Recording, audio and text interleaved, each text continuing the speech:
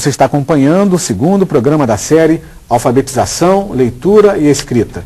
Neste terceiro e último bloco, nossas convidadas destacam alguns temas importantes que surgiram nesse encontro de hoje. Ludmila, as suas considerações finais. Bom, a gente partiu até o texto que está no boletim, ao qual vários professores fizeram referência, então acredito que eles tenham lido, estudado. A gente partiu da ideia de diagnóstico, né? Das várias teorias que vem estudar, vem pensar no fracasso escolar e que ficam focalizando o fracasso do aluno, o aluno individualmente.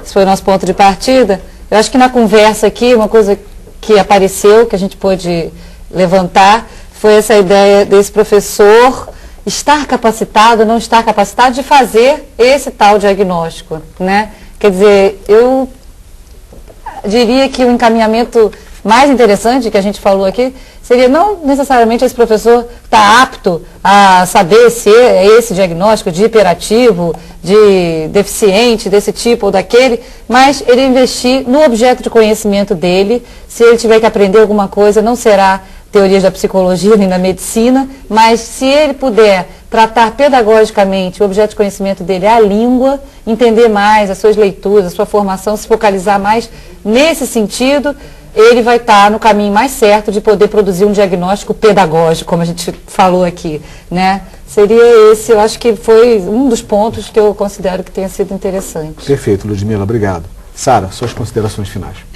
Eu queria dizer que foi muito interessante participar do programa e dizer para os cursistas que nós estamos esperando os e-mails no CEALI e eu queria retomar a questão da formação do professor, que foi uma questão que a gente enfatizou bastante aqui, no sentido de dizer que o professor precisa de ter disposição a isso, né? Esse é um fator importante, a disposição ao trabalho coletivo. Mas é preciso se lembrar que as condições de trabalho coletivo na escola precisam favorecer, né, o planejamento coletivo, a análise coletiva de casos de alunos e alguns usos de instrumentos mesmo. Por exemplo, a prática de se fazer registro dos casos, né, registrar o que está acontecendo, que foi observado, com até a atividade dos alunos, e que esses registros se socializem na escola. Então, são duas coisas importantes para a formação do professor. A disponibilidade e que a gente busque condições para que ele ocorra de fato na escola. O registro é importante até para outras séries, né? Para qual o aluno vai sendo promovido, o professor da série adiante pode identificar um problema semelhante. A gente tem a tendência de achar que o registro é um relatório que o professor vai fazer, né?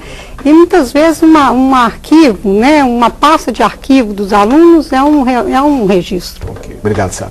Maria Lúcia, suas considerações finais. Bom, primeiro eu também gostaria de agradecer a participação das pessoas que enviaram as questões e que nos deram a demonstração de que há um deslocamento do foco, não está se responsabilizando mais a criança pela dificuldade que ela apresenta na escola, que ela vive na escola. Então, o que a Ludmila falou, de pensar essa questão do ponto de vista pedagógico, tirar o foco somente do aluno, onde seria o lugar da causa das dificuldades, é preciso reinterpretar isso.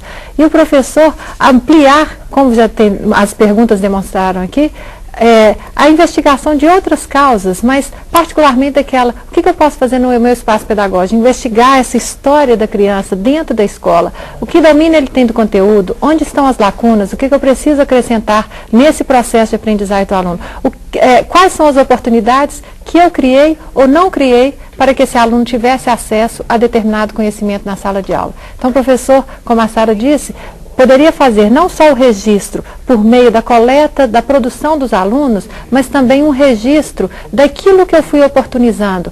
Nesses dias de aula, quantas vezes eu li para os meus alunos na sala de aula? Quantas vezes eu dei oportunidade para que eles conversassem entre si, né? E essa indagação certamente vai levar a uma análise do nosso próprio trabalho e aí a um replanejamento desse trabalho.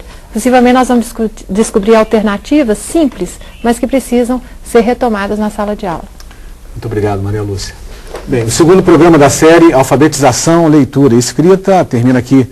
Eu quero agradecer as presenças da Maria Lúcia Castanheira, pesquisadora e professora do CEALI, o Centro de Alfabetização, Leitura e Escrita da Universidade Federal de Minas Gerais, da Sara Mourão Monteiro, pesquisadora do CEALI, e da Ludmila Tomé de Andrade, professora da Faculdade de Educação da Universidade Federal do Rio de Janeiro.